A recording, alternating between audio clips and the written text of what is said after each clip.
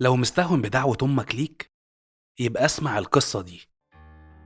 في يوم جه راجل للإمام مالك وقال له: يا إمام، أنا راجل تاجر وليا كل ما تيجي عندي البيت بدلها مصاريفها، وكل حاجة بتطلبها مني بنفذها لها، ده غير علاجها وأكلها وشربها، كل ده عليا.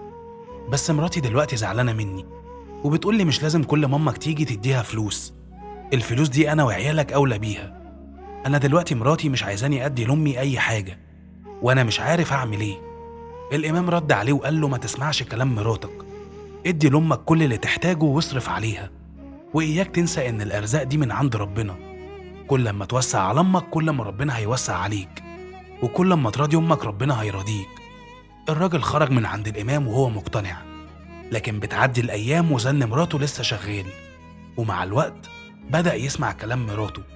وفي يوم أمه جت عنده البيت كالعادة، فقال لها: أنا دي آخر مرة هديكي فيها فلوس، بعد كده أنت ملكيش حاجة عندي، وأنا مش عايزك تيجي عندي هنا خالص. أمه خرجت من عنده مكسورة الخاطر وقالت له: حاضر يا ابني، أنا هنفذ كل كلامك.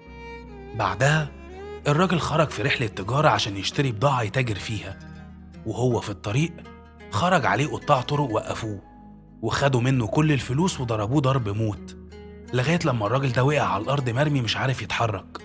فضل مرمي لغاية لما شافوه تجار من أهل قريته، عرفوه ورجعوه معاهم على بيته.